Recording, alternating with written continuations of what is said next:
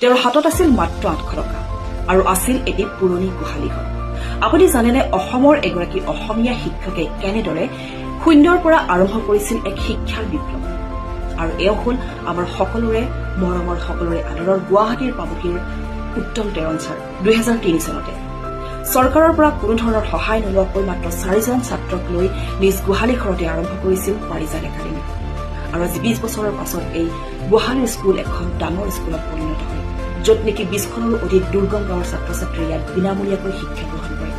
আৰু ইয়াত কেৱল কিতাপৰ বিদ্যাই দিয়া নহয়, ইয়াত চিলাই, তাঁত বোৱা, কম্পিউটাৰ আদি শিক্ষা দি ছাত্ৰ ছাত্ৰীক স্বাৱলম্বীও কৰি তোলা হয়। বিশ্বই তেওঁক আখ্যা দিছে ৰিয়েল হিৰো। কিন্তু টেৰন ছাৰ আজিও সেই সৰল সহজ শিক্ষক হৈ পাহাৰৰ বুকুত শিক্ষাৰ পোহৰ বিলাই আছে। এজন মানুহৰ ইচ্ছা থাকিলে কি কৰিব পাৰে, তাৰে এক শ্ৰেষ্ঠ উদাহৰণ অসমৰ সুদক্ষ সন্তান, অসমৰ গৌৰৱ আমাৰ উত্তম টেৰন ছাৰ। এইগৰাকী মহান শিক্ষকৰ বাবে এটা লাইক আৰু শ্বেয়াৰ কৰিব নাপাহৰিব।